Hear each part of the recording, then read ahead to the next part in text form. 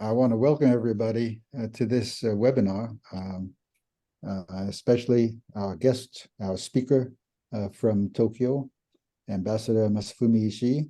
Good morning, Ishii-san, and thank you so much. Thank you so much for doing this. And our commentator, Anne-Marie Murphy. Good evening, Anne-Marie, and thank you too for joining this webinar. This is a very for me, a very interesting and exciting webinar, because we're going to talk about one of the rising powers in Asia, Indonesia, and its relations with Japan and with the United States. It's a subject that doesn't get all that much attention, but it's absolutely critical and will become more and more critical as Indonesia grows stronger and more influential in the region and globally, as we'll hear from Ambassador ISHII. So briefly, way of introduction, Masafumi ISHII had a 40-year distinguished career in the Japanese Foreign Service. He held many important positions. He was director of planning and director general for global issues.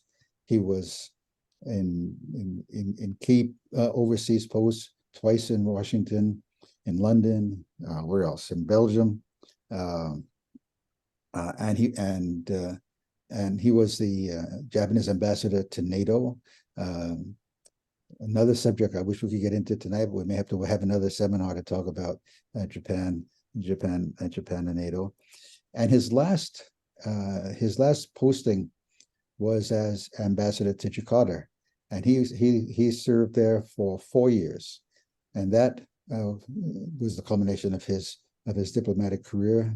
He served there until the end of 2020, and then retired from the foreign ministry, and now is a professor at the Gakushuin Pierce College, as we say in English, Gakushuin University in Japan. I hope I got it all right, Masa. And so the way we'll proceed tonight is Ambassador ISHII will take some time to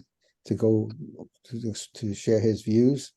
Then I'll ask Anne-Marie to engage in a conversation among the three of us, and then I'll open it up to the floor for questions. So please type your questions in the chat box, and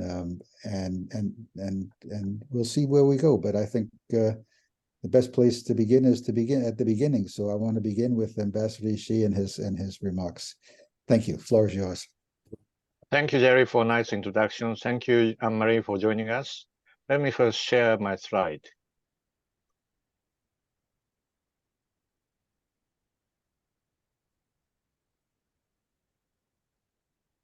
Can you all see this? Yes. Okay.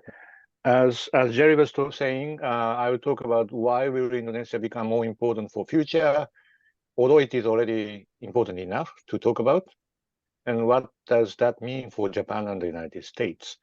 And not only because I was there, as Jerry was saying, for almost 4 years, 3 years and 8 months to be exact. The latter part was suffered by COVID, but I enjoyed it a lot. But also because I think Indonesia is very important already, but as Jerry was saying, we don't talk about it too often, which is a mistake. So my real intention here today is to raise the attention level of American intellectuals towards the importance of Indonesia. So let me move on. First, I'll give you my perspective about what's going to happen in 10 to 20 years, and then try to impress upon you that how Indonesia will become in that context. First, I think at this time, US is still the only superpower, but in 10 years' time, in 2030s, I say G3 will emerge. We often talk about G2, US and China, but I don't think so. At this time, US is the only superpower in terms of GDP, particularly in terms of defense spending. You still spend 2.5 times more than that of Chinese. And US defense spending takes care of 60% of the global defense spending aggregated. So this only this fact shows how strong you are still. But in 20 years' time, around, well, 10 years' time, perhaps around 2030s, there will be 3 top-tier countries: US, China, India. India is the new addition, and in terms of GDP and defense spending, I think both China and the United States will come to more or less the same level. But even this year, India's population will overtake Chinese. And more importantly, I think aging will not start in India beyond 2040s. So there's more window of opportunity for economic development for Indians. And Indian GDP will overtake Japan's sometime in the early 2030s. So that's where we are. G3, not G2. That's first point. Second is, in that context, Indonesia and India will be decisive for creating majority. Important thing is, sometime in 2040s, 2045 is a 100th anniversary of the independence of Indonesia. But by that time, I think Indonesia's GDP will overtake Japan's. So Indonesia's GDP will become number 4, like their population. They have a world number 4 population. So I hope Japan will hang in there and then stay as number 5, but we'll find out. So what if we try to create a new G7 in sometime in 2040? It will look like first G3, US, China, India, and then Indonesia will be there. I hope Japan will be there too. So that makes 5.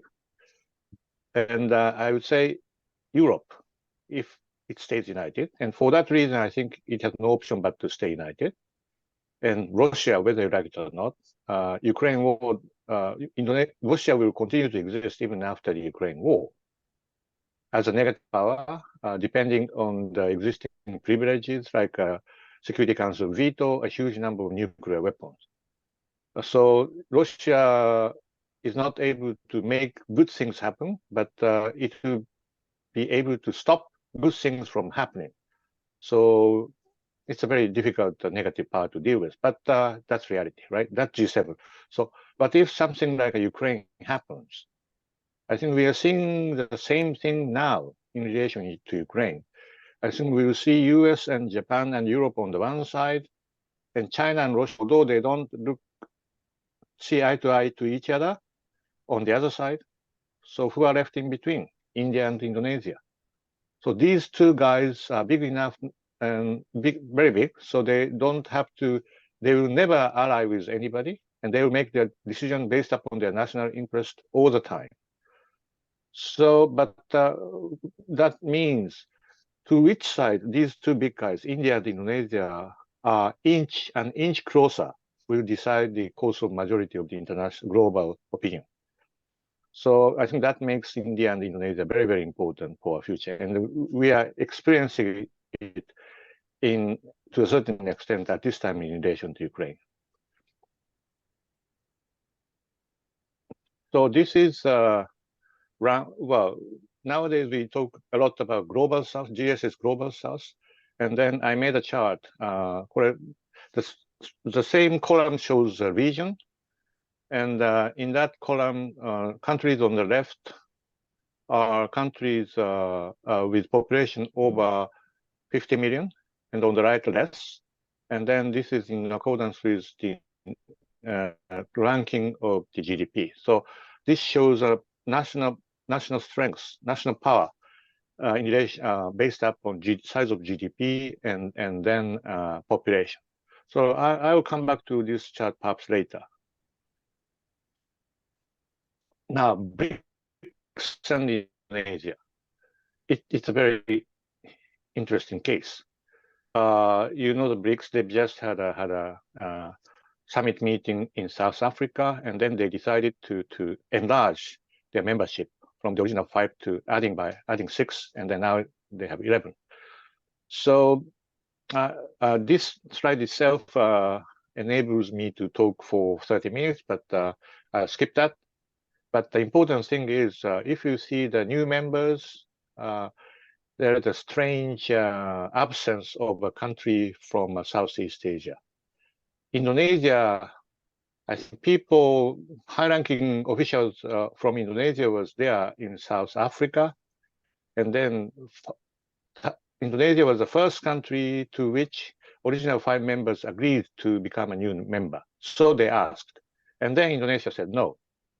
That's a very bold thing to do, but they also said that joining BRICS is not their priority. Their priority is to joining OECD to become developed countries. I think this shows the balance of policy of Indonesia. Very good example to show that, because in their mind, BRICS has become too much anti-West organization. For the same reason, they will never join Quad, because China has succeeded in painting Quad as an anti-China organization. And also, there's another consideration on the part of Indonesia, I think. I think they are, so far, the base of their power is ASEAN. Indonesia is the largest member of ASEAN, and I think it takes care of the future course of ASEAN. So, sort of leaving ASEAN and join BRICS by itself, I'm sure has made Indonesia a little bit feel awkward.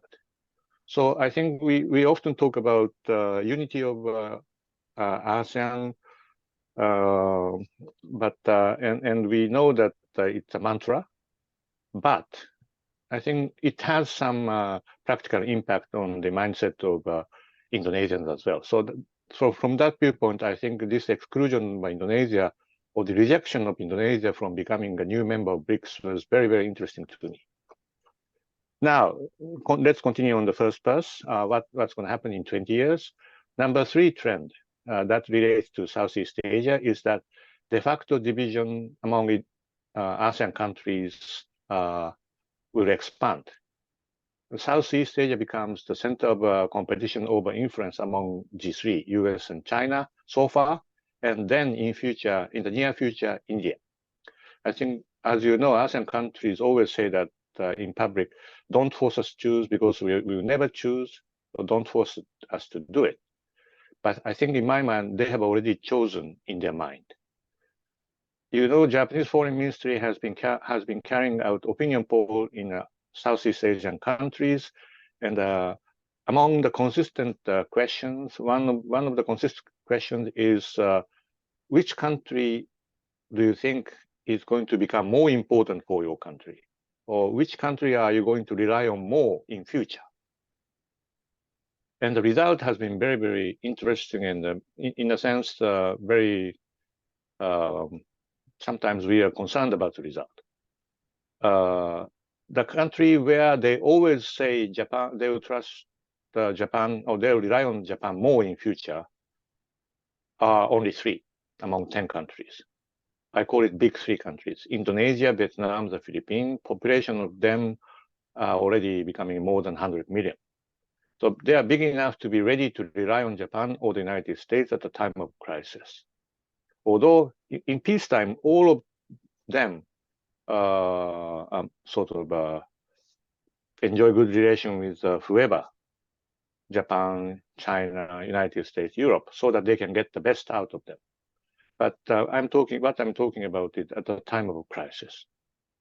Then middle 3 comes: Thailand, Malaysia, Myanmar. The population is the middle size, and where I think we do see actually a swing between China and Japan and the United States, according to administration. So they are important countries. We will help them. We will work with them.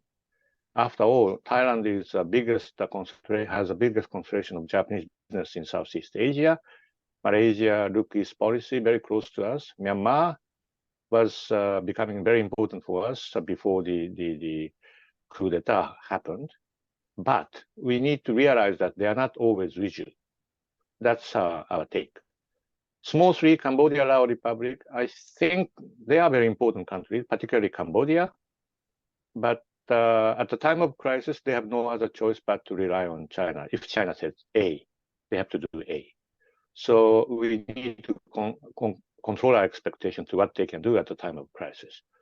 Last, very small but very important exception, that Singapore, if you ask the question, which country will become more important for you in future to people walking on the street, 95% of them say, of course, China.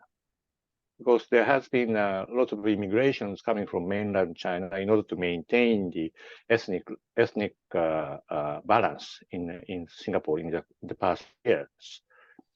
But if you look around and then you'll find out U.S. Air Force, U.S. Navy, having been hosted by Singaporean government for the past 30 years, also starting from the beginning of 1990s. Right after you left the Philippines. So Singapore has been a very, very important forward deployed base for the United States. So, but their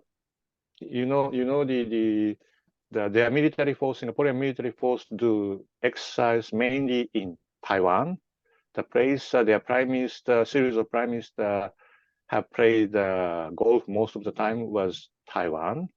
So they are kind of allowed to bet on both sides, mainland China and Taiwan, China and the United States. So it's a very important country facing to the Malacca Strait. So it's very strategically very important to have a country like Singapore on our side at the time of a crisis. Now, what does this mean to Japan?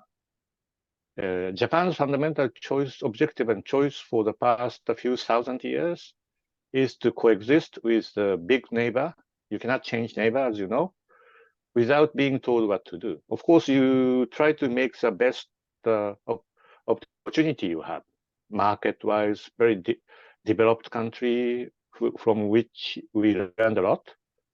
But bottom line is not only to maintain independence, but when we have something we want to achieve, even if China says no, we would like to maintain a position where we can do it.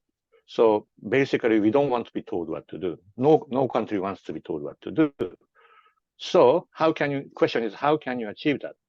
Since the end of the Second World War, I think we've been doing that by allying with the strongest and the most trustworthy country, which is the United States. So with these trends in 20 years in mind, the emergence of G3, Indonesia and India, more divided Southeast Asian countries, should Japan change this fundamental choice? I don't think so. US is no longer the only superpower for sure, but still the strongest. But important thing to note is we cannot act like business as usual simply because US relative supremacy is in serious decline. We know it, China knows it, US knows it. And that means Japan needs to do much more in order to maintain overall deterrence level of the Japan-US Security Alliance for the stability of the region as a whole. So this is actually, is not written, but this is what's behind 3 strategic documents adopted last December. And I would love to have another conference for this issue. That is, we may have to revisit this question. If it beyond, I think we can stick to this present choice. But if it's after 2050s, I'm not 100% sure. So we may have to think about this more seriously as we get closer to 2050s. I don't think I'm going to be there, so I don't have to personally seriously think about it, but it's a task of those guys studying at the university in their 20s. By the time of 2050, 30 years from now, they will become early 50s, which means they are in the center of decision making. So think about this. In 30 years, you may have to revisit the issue. Is there any other choice for Japan and the United States other than the Japan-US Security Alliance? Now, based upon that, what Japan and US should do now? First, achieve stronger Japan, increase defense spending up to 2% of GDP by 2027, as is described in National Security Strategy, achieve seamless defense, including cyber and space, and so on and so forth. Second pillar of the the deterrence of Japan's security treaty is coordination between Japan and the United States. So I think we need to have a further coordination, promote serious planning efforts, be it Taiwan, be it Korean Peninsula, and so on and so forth. Establish more practical command and control system, which is going to be very important, which we are working on now. But these two may not be enough. I think we need to strengthen networks among like-minded countries and partners just to expand the base of the security cooperation itself. For that purpose, I think core partnership from my viewpoint is Quad. So can we make it bigger is the next question. As I said, China succeeded in painting Quad as an anti-Chinese organization. So I think it's difficult for even a big country like Indonesia in Southeast Asia to join Quad. So how about ROK? I think considering the state of relation between Japan and ROK at this time, it is possible. I think if only ROK wishes so, Japan is very ready to welcome them to Quad. Because in order to be a member of Quad, you not only are willing to become a member, but you should be able to make a meaningful contribution to that, to the activities of Quad. So there aren't so many candidates for that. So I think ROK will be a very, very important potential candidate. So far, ROK is not very positive about it. Maybe they have to pay attention to the Chinese thinking as well, but why not in future? Now, strengthen cooperation with Southeast Asia, which is in our backyard, as Latin America is the United States backyard. Japan has to take good care of the Southeast Asian countries. So I'll touch upon that later. And to follow up new strategic concept of NATO and specify what we can do with Europe. And I skipped this for the sake of time.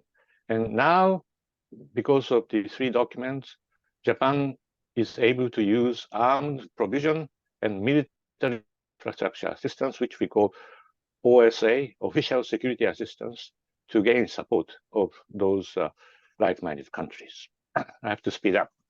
Number 4 is strengthen deterrence by becoming best prepared. Start serious planning for Taiwan contingency, although the only aim of ours is stop Taiwan contingency from happening, because if contingency happens, there will be no winner, that's for sure. But in order the best way to stop it from happening is to best prepared for that. That's why I'm talking about this.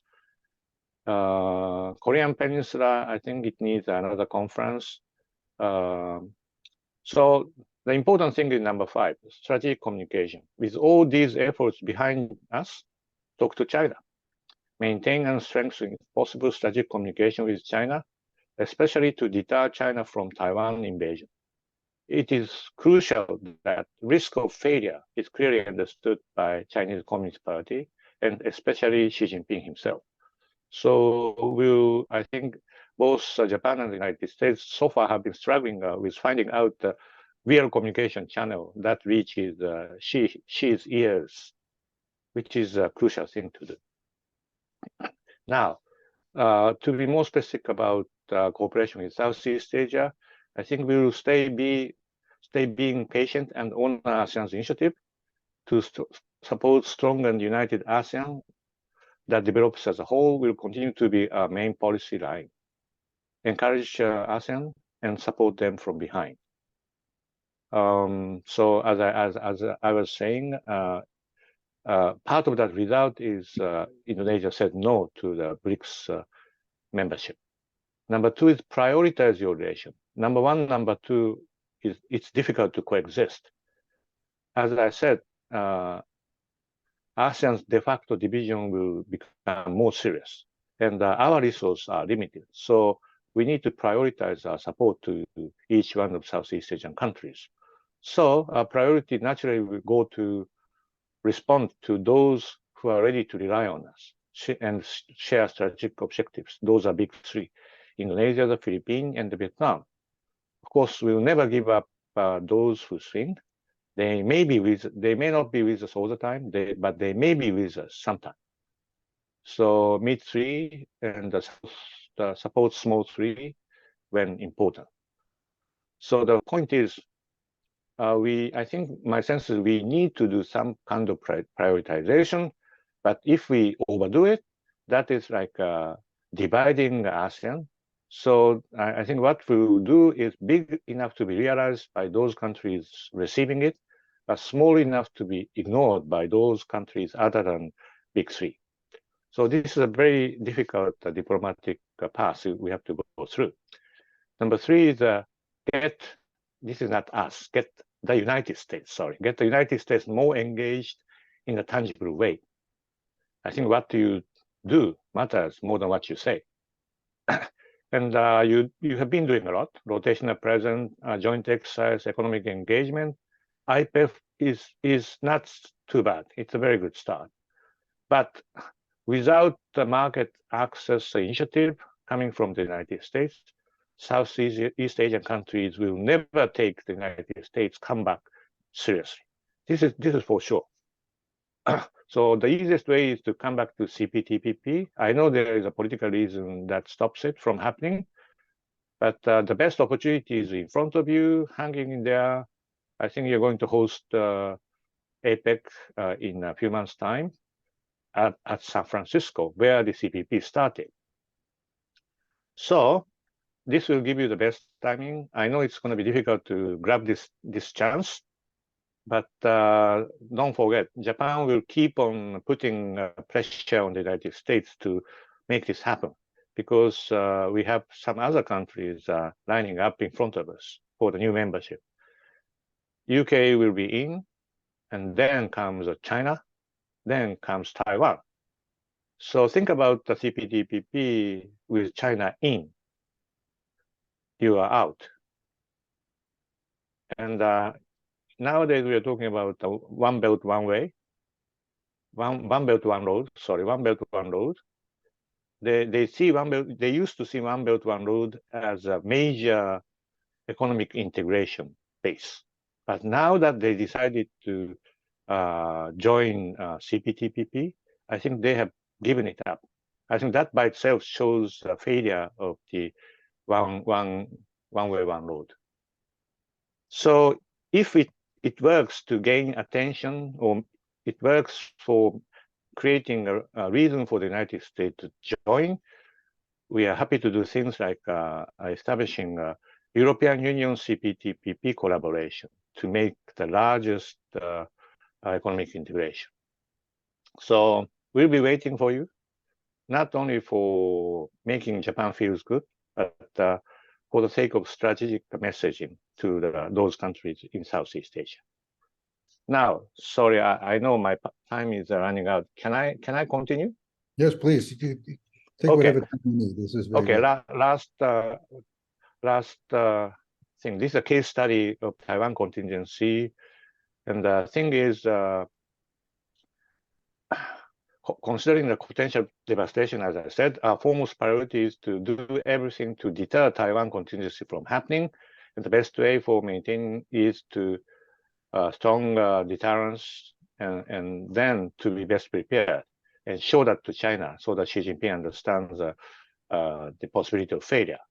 With that in mind, what should we do with like-minded countries like Southeast Asia?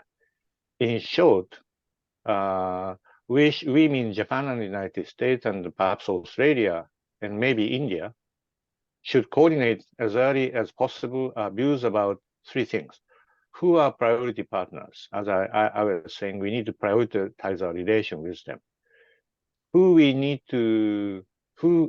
we need from each one of them. And the last thing is what we should do now to achieve that goal. I think we should sit down quite soon to talk about these things. My sense is the thinking of Japan and the United States is more or less the same. It's well tuned even at this time. But we need a very tailored approach reflecting different geostrategic situation each Southeast Asian country faces. Now, take Indonesia as a good example. What is the role of Indonesia at the time of crisis? this is a crucial country for maintaining the alternative sea lanes of communications. In case of closure of Malacca, Taiwan, and Bashi Straits, the only viable alternative is through Lombok-Makassar Strait in Indonesia. So look at this map. The green route shows the existing most used sea lines of communications, going down from the Gulf around India, go through Malacca Straits, go up, go through Bashi Channel, and then comes to Yokohama. It's 6,500 nautical miles.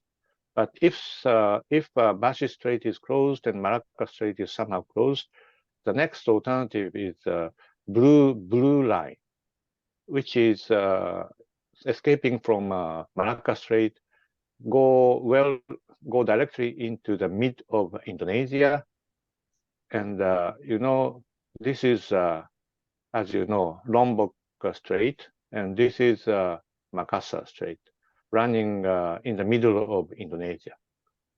So this is very important to keep the channel open, simply because this is economically viable, because the length is 3,500 nautical miles, which is only 1,000 nautical miles longer than that.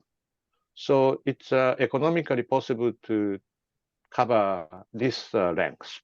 While the one in red, things like going around the south of Australia, safer, easier to go through, but length is too long. And this blue line, channel is wide enough, channel is deep enough for the VLCC, very large tanker, go through. So there aren't so many alternative sea line communication which is economically viable as well as physically possible. So this is what behind this. So what we need from Indonesia is to fulfill its responsibility to maintain free and safe navigation throughout their archipelagic waters. So what should we do now is to strengthen its very weak Coast Guard, newly established, called Bakamura, by training and supply of equipment. Japanese Coast Guard has sent a contact person embedded in Bakamura, helping them as a window for talking about more exercise, more assistant. Japan has supplied Indonesia with a used Coast Guard ships. We are planning to do more. And strengthen its navy is also important, joint exercise, equipment. Well, Japan may sell a big fighter ship in future if their budget allows that to happen, and support the development of strategically important remote islands, which I'm going to talk about a little bit later. These are the strategically important remote islands for Indonesia, existing 360 degrees of their maritime border. Two important ones I'll talk about is Sabang on the left, and in the far left means far west. This is if you go a little bit further to the west, you see the Andaman and Nicobar, Indian islands. So India actually wants to develop this area for tourism, and Japan is also helping Indonesia for developing a fishing port in this remote island. So on the ground, actually, there is a de facto coordination among India, Indonesia, and Japan, which is very, very important, for the reason I told you. And then moving a little bit towards the east, you see the island called Natsuna, which is just in the south of the 9-dash line in Southeast Asia, which China drew. So Indonesia doesn't have a territorial issue with China, but Indonesia has a huge exclusive economic zone, and this is a very good fishing area. So nowadays you see hundreds of Chinese fishermen's boats supported by their Coast Guard every year. So which naturally excites Indonesians. So I think, in short, in the past few years, I think China has overdone things. They had a lot of conflict along Indian border, and they have done things like I explained to Indonesia. So I think these two big guys, India and Indonesia, are under the same kind of threat coming from the north. So normally they stay in their seat until somebody comes to you to ask for something. They are big enough to be able to do that, but in the past few years, they saw the same threat coming from the north, so they decided to slowly stand up and then started talking to each other. So I think this is the largest strategic mistake China has made in the past few years, make India and Indonesia closer. So it makes it makes more sense for Japan and other countries to use this opportunity to be part of the closer relation between India and Indonesia.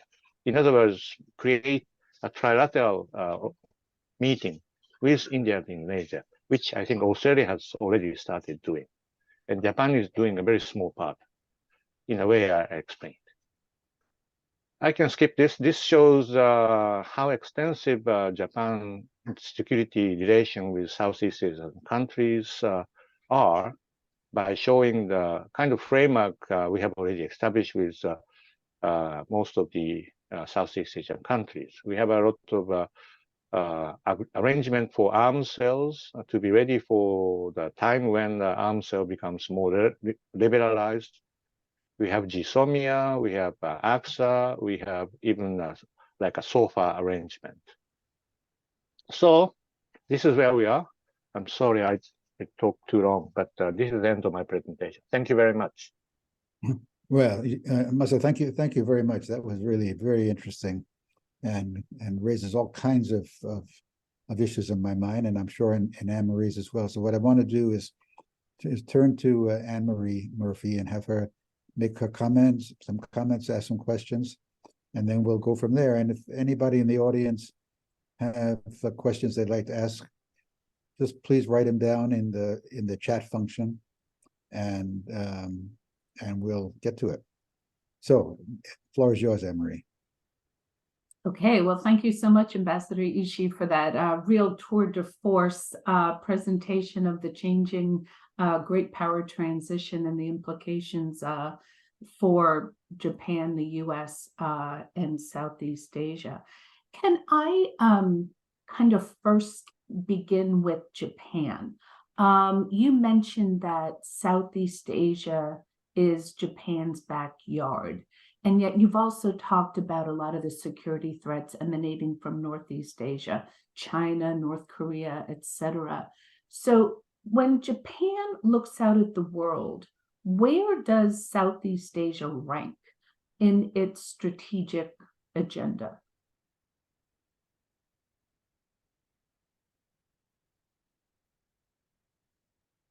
I think we need to separate challenge and opportunities, right? And I think when it comes to challenge, obviously, China, nowadays, North Korea, and we cannot forget Russia nowadays. Russia is a bear with two big heads, right? So these are the challenges. To face with these challenges, what are our opportunities? First is the United States, obviously, as an alliance partner. Then I think in terms of opportunity, Southeast Asia comes second, next to the United States, simply because it's geographically very close. So whatever happens with China and North Korea and Russia, I think Southeast Asia's support is crucial, and they themselves will be affected by these crises. So we share the same sense of crisis. So does that answer to your question? Well, it certainly does in terms of the real geostrategic challenges, as you mentioned. But could I press you a little bit more? because clearly Japan has for quite some time been a significant economic actor in Southeast Asia. Southeast Asia has been a critical source of energy for Japan. As Japan ages, Southeast Asia has become a critical source of migrant workers for Japan. So can you talk a little bit more about some of the other issues outside of the kind of strategic China challenge that is, bolstering Japan with Southeast Asia? Yeah, I think you said it already, but our economic relation has been very, very close. Of course, the investment has been going to China as a start, but after serious problems they feel, I think we are now talking about China +1, and the direction of China +1 has been Thailand.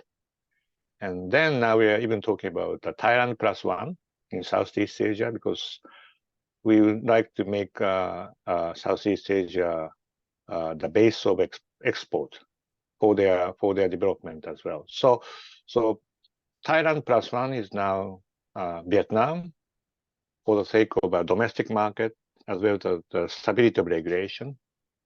And then next come in line is Indonesia. Obviously, the size of domestic market, the future prospect, and of course, I haven't talked about India, but India is in the same line. So that's in that sense, Southeast Asian countries are the base of the source of economic development, and more importantly, I think it's also a source of goodwill. After the end of the Second World War, we have been working hard for their development, and in that context, we've been accepting a lot of students from these countries. There are a lot of graduates from Japanese universities in good universities in Southeast Asia. Now they are becoming their very responsible positions. So I think we have the important economic source for economic development, and we have a very important source of goodwill. Most of the time they support Japan's initiative. If we ask them to do something, they respond in a positive way. A typical example is when we had a Ukraine-related vote in the United Nations General Assembly. We asked obviously we asked Southeast Asian countries. We had a division of labor with the United States and Europe. Then we approached Cambodia. We of course controlled our expectation, but Cambodia not only supported the resolution condemning Russia, but they co-hosted it. They decided to co-host it. I'm sure there was a reason for that, but I think it makes us feel good. I think we've been using influence is a little bit wrong way to put it, but we've been working with them, and it's very comfortable to work with them. But if I make one step forward, push this issue a little bit more. Nowadays we are talking about engaging global South. I think it's too generalized. There's no country called the global South. There's no group of country like global South, each one of which has the same mindset, same strategic objective. No. So engaging global South doesn't mean a thing. It only means that you need to pick up an important countries, work on them, concentrate on them, considering the strategic situation each one of them faces, to use a more tailored approach, as I was trying to say in relation with Southeast Asia. So tailored approach is the key, right? And also there's also concentration and coordination among like-minded countries. Japan cannot do it, of course, and even neither can United States. So we need to have a kind of regional division of labor in engaging important global South countries. And for that, Japan should be in charge of Southeast Asia because it's in our backyard.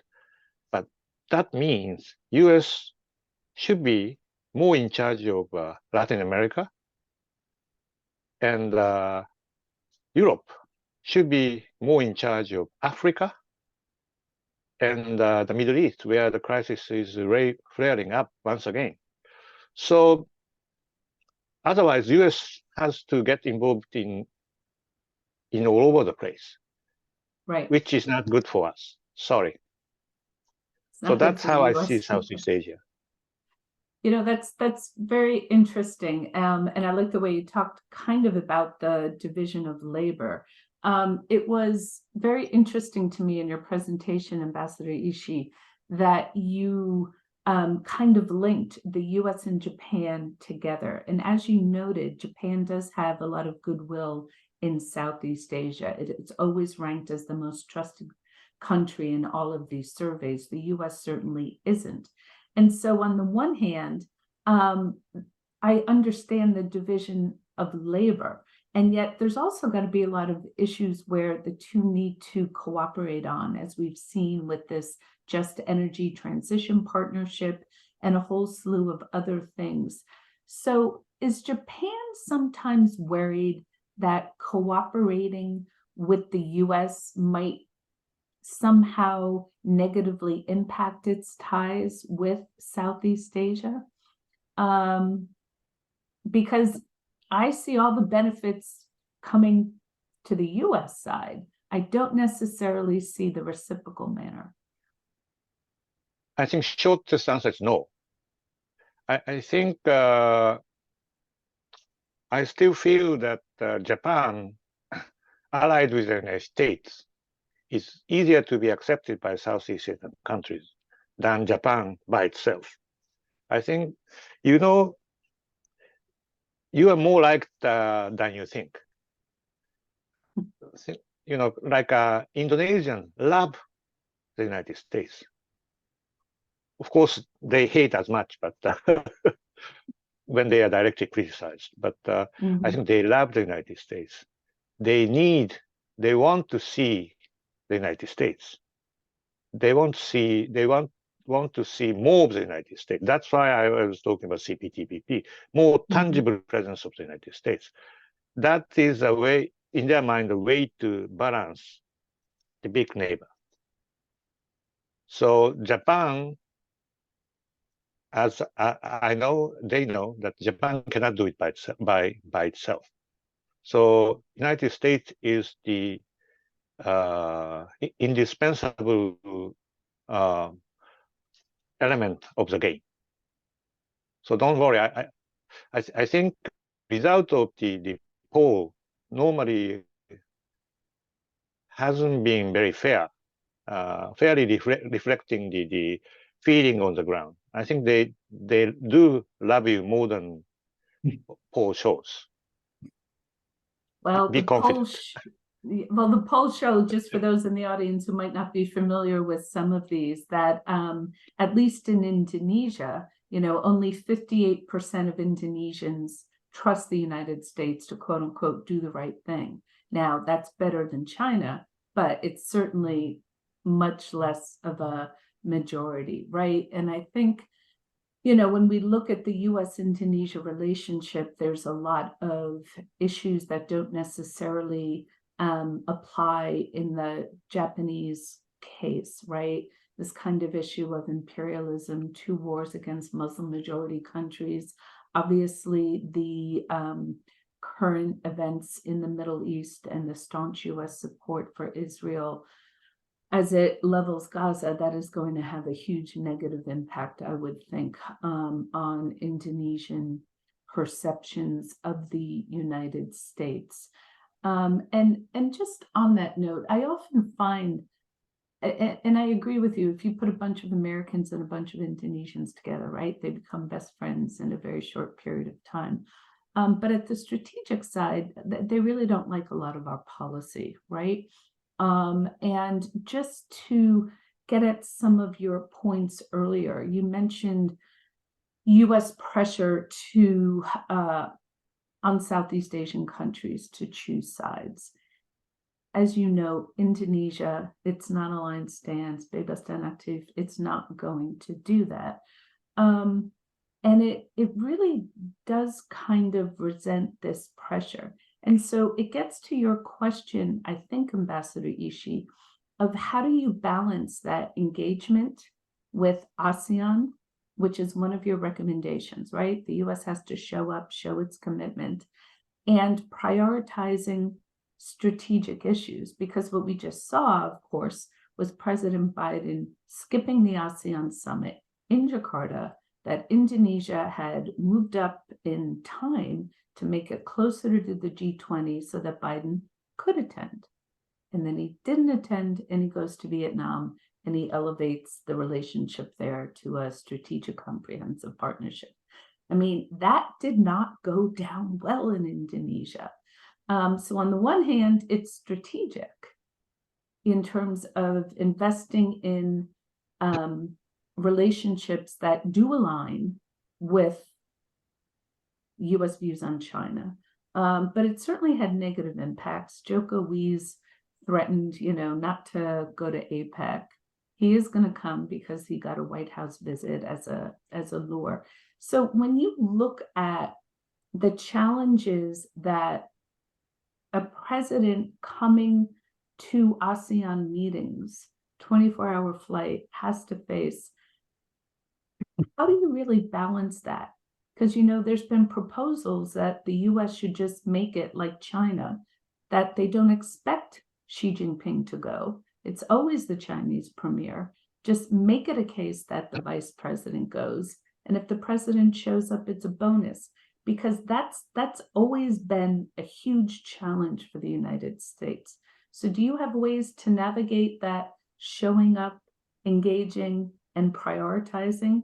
Because those are very difficult to navigate. Yeah, it's like buying the most precious resource, president's time. But Yes. I think this time, President did go to Vietnam. Mm-hmm. So I think the choice, it should not have been too difficult for President to just extend the one leg to Indonesia. So Mm-hmm. it just, sorry to say this, it's a little bit of negligence on the part of policymakers. Mm-hmm. I think going to Vietnam is very important. He made a point, very good progress. And as I said, Vietnam is one of the big three. So we welcome that move. And it also shows that even though you are not a democracy, if you support the rule-based order, you are part of the game. That's very, very important. But I think President didn't have to skip Indonesia physically. It was possible to do the same. In the both. So it just this time is a little bit of a tactical mistake. Sorry, not strategic, tactical mistake. But as we all know, although it's too difficult, too early to predict the result of the presidential election, but we can prepare for the impact of who wins. I think President Trump, if we have to go through a President Trump 2.0, we are 100% sure that we will never see President Trump in the ASEAN-related summit meeting. So I think Southeast Asian countries are beginning to realize that already.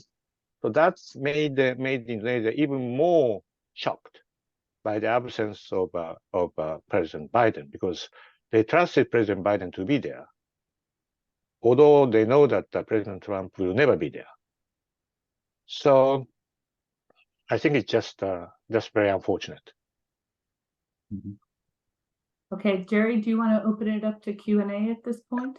Yes, thank you. Unless if you don't have, if you have another question, you can go ahead and Emeritus. But we do have a couple of questions. So let me read this one. This is from Ayumi Teruoka, who's here at Columbia at the East Asian Institute. And it's a question with three parts. So the first part, she says, I'm intrigued by your observation that the big three ASEAN states are big enough to be able to rely on US, Japan. Does that imply that the medium three Asian states will be able to rely on US, Japan ultimately once their economies grow? That's the question. Okay. You know, as you can see, my analysis is very rough. It's not very, it's not supported by a lot of facts. But I think this reflects more or less reality. And I said Big Three is big enough to be able to rely on Japan and the United States at the time of crisis, simply because they are big in totality. Not only the size of economy, but also their population.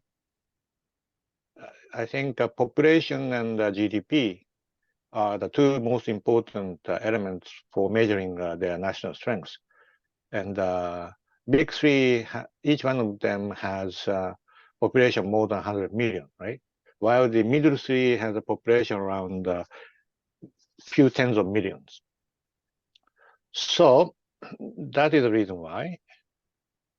And the middle three, I think about each country: Thailand, Malaysia, Myanmar. I think you see a more clear picture, because Thailand in the long history has a long history maintaining independence for the past few thousand years by relying on every side, paying attention to every side, not to mention China, right? And I joined the Foreign Service in 1980, and my senior colleague even then told me that Thailand is a very important country for the future for Japan.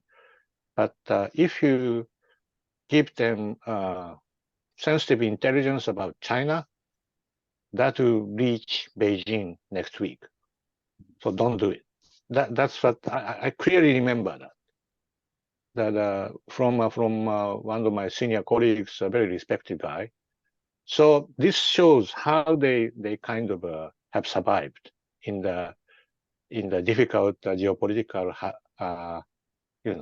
fight in Indochina.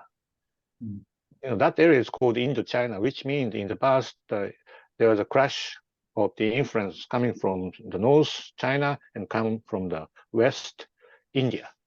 So Thailand even survived that. And also Thailand, as you know, is the treaty ally of the United States, right? But they are doing a joint exercise every year with China. They are doing overall joint exercise with the United States, but they do an Air Force joint exercise with China every year.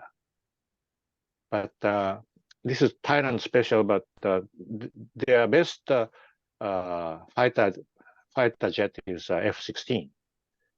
And they do not participate in this joint exercise. That's the sense of balance of Thai people, right? So that's how they have survived. Malaysia, I think I'm told recently by US officials that after Mahathir, they had a little bit of hope, and they did see sort of a closer relation with Malaysia this time. So they're happy about it, and they asked for they proposed joint exercise. How about joint exercise? And then what response from Malaysian officials is, great, let's do it. It's very important. We need it. We have after all, we have a crisis. We have a problem over South China Sea with China. But don't make it public. So that's what they said. So this is good, but this gave United States a distinct impression that they have to always see the reaction coming from Chinese side. So that gives a certain limitation. Myanmar, we don't have to talk too much about how they balance concerning the situation at this time. So I think separate from the result of that opinion poll, I think we do see what's happening on the ground. That shows the direction I've been trying to describe. But don't misunderstand me. I put sort of foremost important policy of ours for Southeast Asia is support the unity of ASEAN. That will continue to be so because it's strategic priorities. But I do believe we can do prioritization even among that limitation, within that limitation. Sorry. Yeah. Too long. Yeah, no, not at all. I hope Terada-san, that answer is okay. So, Ayun-san, you had one other question. Well, you had two others, but another question you asked is this. She says, I'm guessing that none of these ASEAN countries are unitary, sort of all of one mind, and there are different groups of domestic actors with different views on alignment. So in the case of Indonesia, is there pretty strong consensus of cohesion among the various groups to view joining the Quad or BRICS as not in their interests? Was there much debate about this? I haven't seen much debate about it, but I think it's taken for more or less granted that that will be the reaction from the Indonesian side. We didn't ask a direct question. Would you like to join Quad? But I think answer was more or less predicted. And I think our prediction is now the mark. So, but interesting thing is, I was talking about Natuna Island, right? Where Chinese are trying to, two fingers from Anne-Marie. Oh, only when you're done. Oh, okay. Only after the your Natuna comment. Island. That was to Jerry. Okay. Okay. Natuna Island, we've been helping establish a nice port, not only to get fish only, but which has like a small tsukiji, right? Refrigerators where they can make, they have nice restaurants and so on and so on. So make it a development base for the region. And considering China's intention, U.S. is interested in creating an airport over there. So we are working on seaport. U.S. is working on airport. And at one time, after talking with my counterpart from the United States, we decided to propose to Indonesian government to do a trilateral high-level tour to the island, to show to Chinese that there is a Japan, US, Indonesia cooperation going on the ground, simply because you've been doing too much. Then I've been wondering what would be the reaction from the Indonesian foreign minister. What she said was, oh, that's a great idea. Why don't we do it? So are you not worried about the Chinese reaction? Very strange.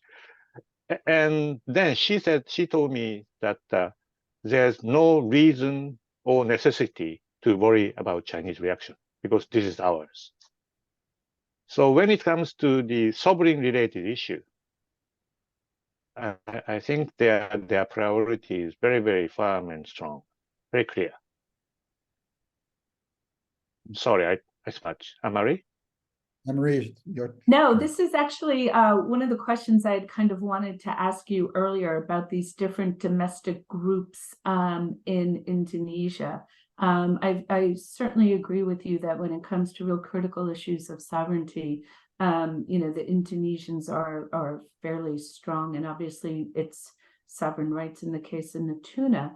But what I wanted to ask you about, particularly with the prevalence of Japanese business, so much more in Indonesia than there are American, is that what we've seen in the course of the last decade or two, particularly under Jokowi and his very developmental approach, really look towards China for greater investment. As I'm sure you know, according to Lowy Institute, China now accounts for 20% of Indonesia's GDP. It's by far the largest trading partner. And when we look at critical foreign policy decisions, we see the influence of these powerful oligarchs who fund the political parties and sometimes take government positions in advocating for policies so as not to antagonize China. So, for example, in Indonesia's response to the 2016 UNCLOS ruling that said that China's 9-dash line was illegal, the foreign ministry had a very strong stance supporting the statement. And that got watered down in meetings when those powerful business political leaders said, don't do it. Look, Duterte's not pressing it. We shouldn't pay the cost. And so you've seen on certain policy specific issues, domestic actors, mostly in the economic sphere, really pressing cases. And I've seen some strategic analysis say, Indonesia's kind of sleepwalking into much closer relationships with China that could close off certain opportunities later. So I guess I would like to get your perspective on that. Do you see that at play, and are you worried about it? I'm happy to talk about it about Indonesia, although I don't know how it plays out in other countries. I do know that, as you said, China is a domestic issue for Indonesia in a different sense. There's a kind of a lingering anti-Chinese feel. So if you are seen very close to China, that is not a very good thing for Indonesian government. So I think Indonesian government has been doing it really carefully.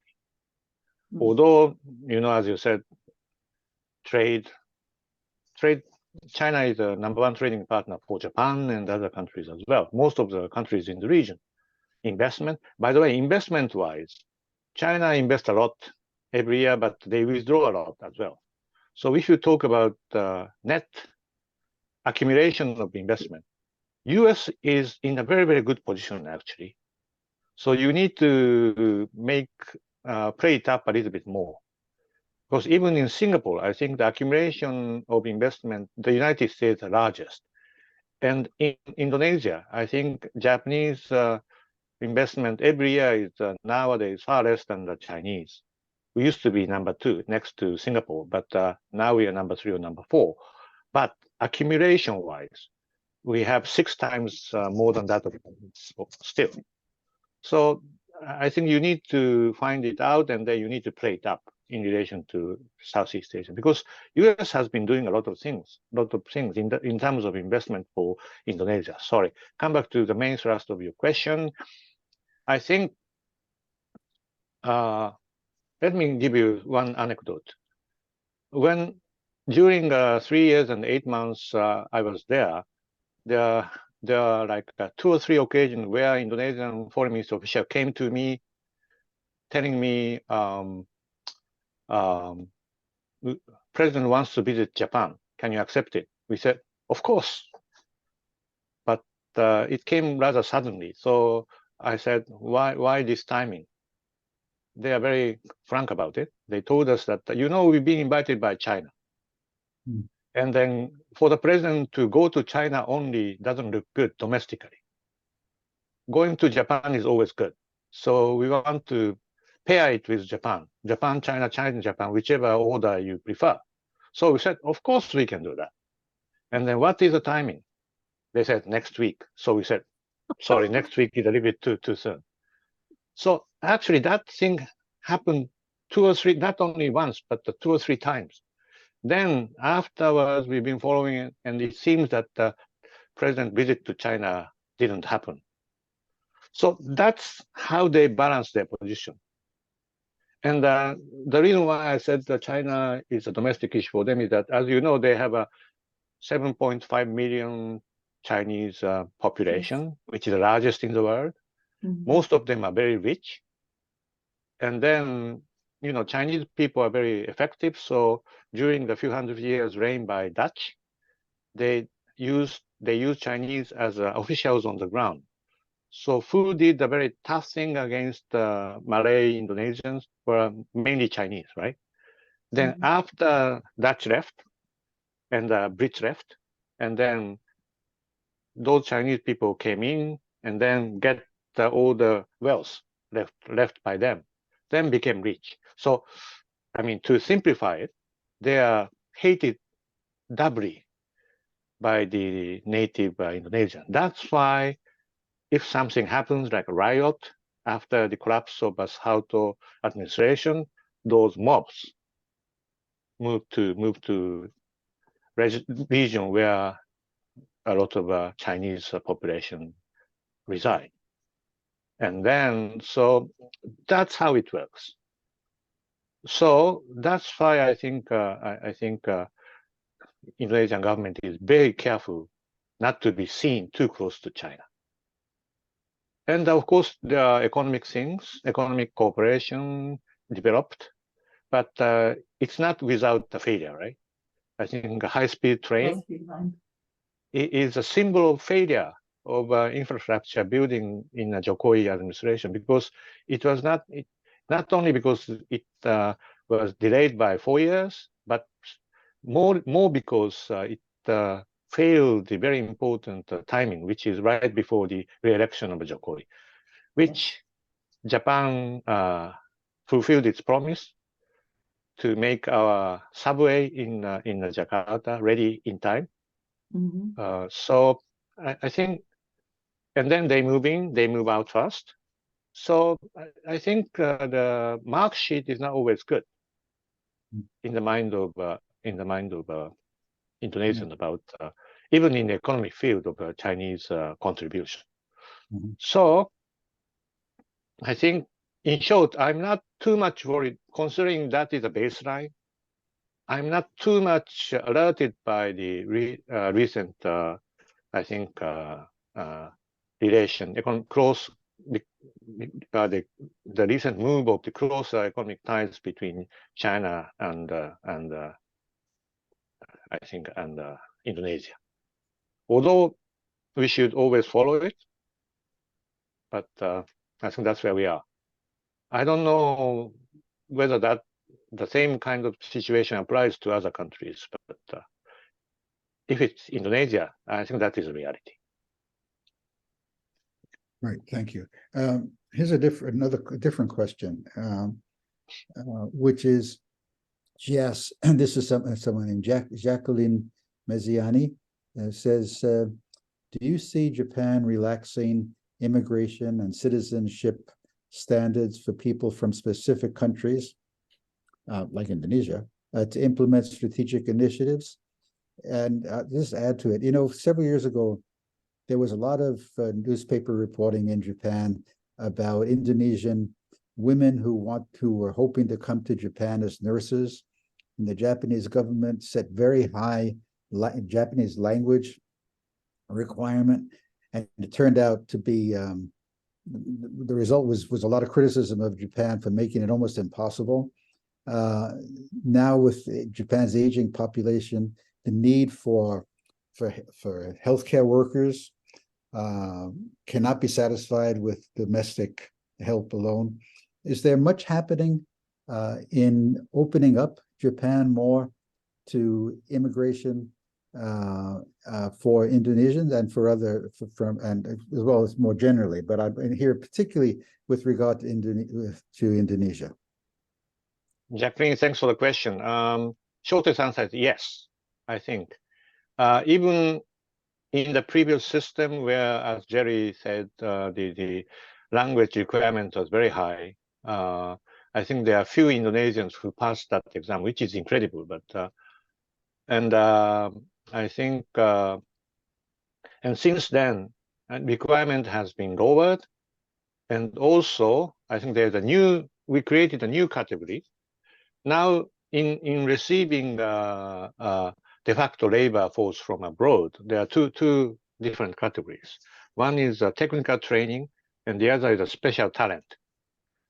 If you have a special talent, you are accepted as a real labor force, which enables you to, for example, bring in your families after a few years. You can stay there longer, but you need to have some specific talent, including nursing. So I think all in all, the opportunities widen, qualification is now lower.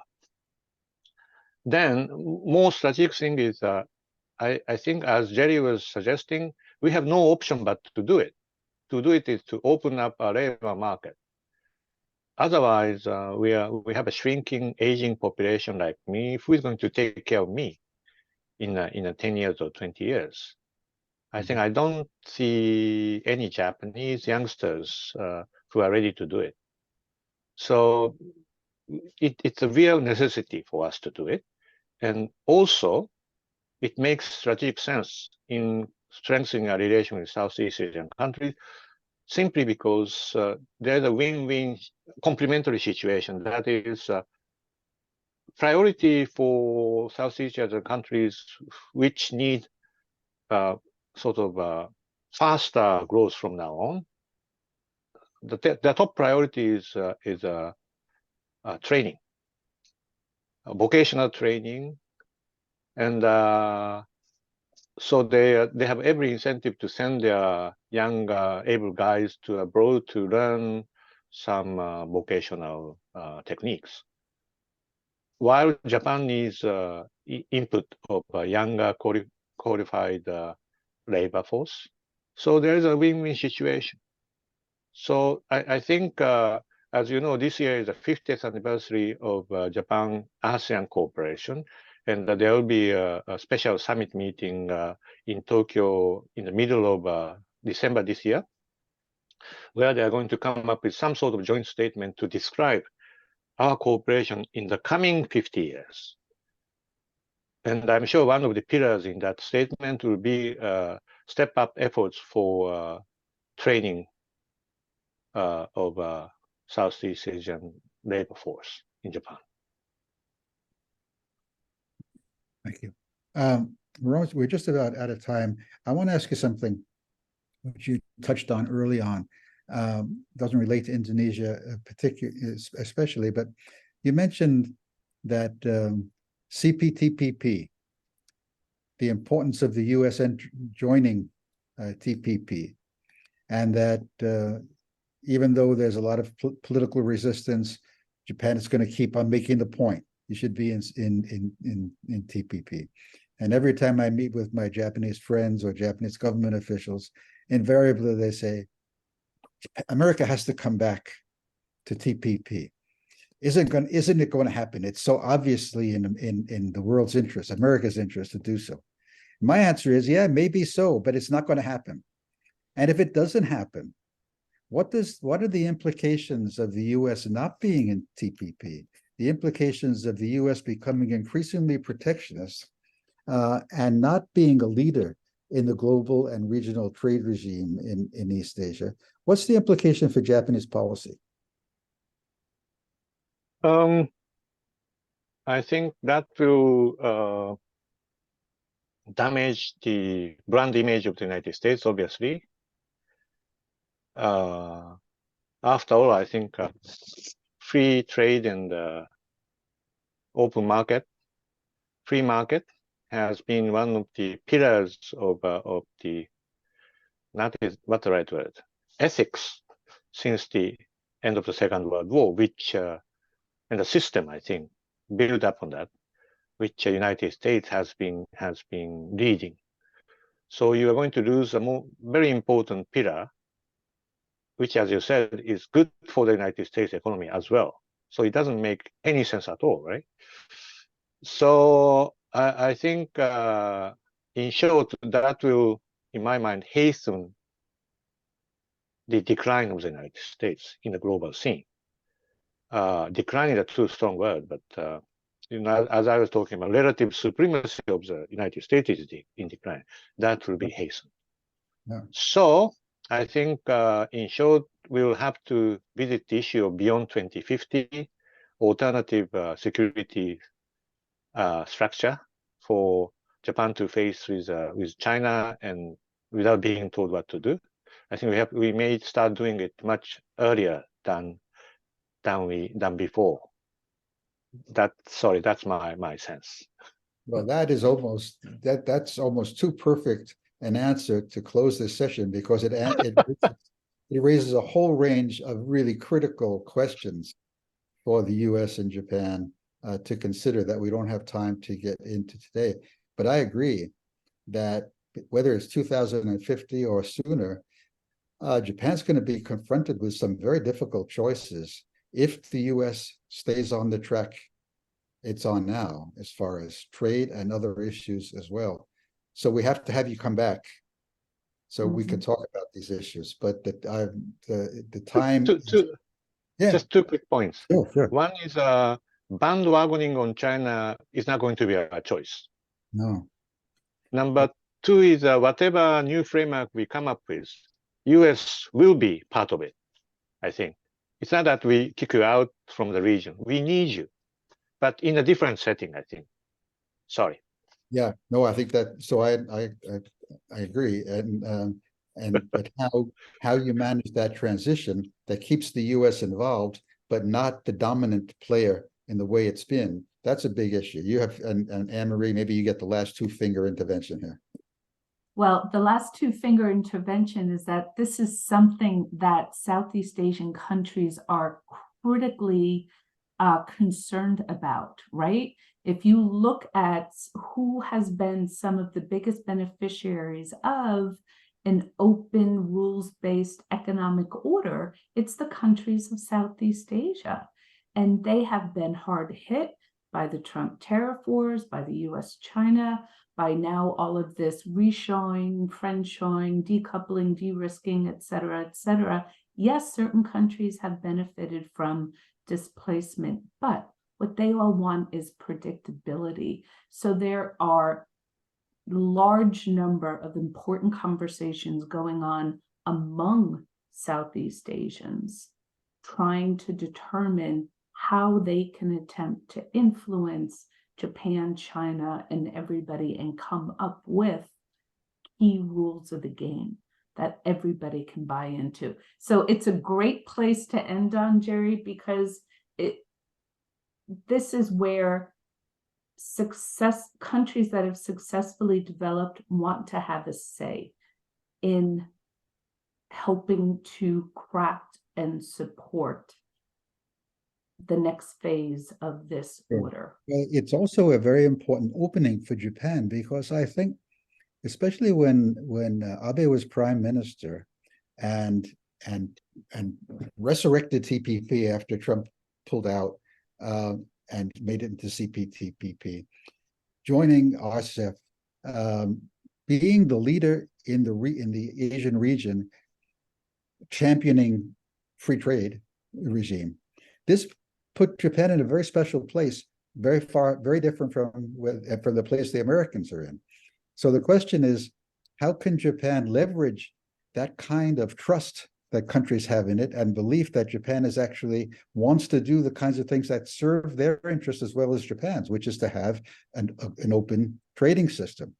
And though I don't like to, I wish it weren't true, but I do not see any way, whether it be Biden or Trump or whoever comes, or whoever might be president.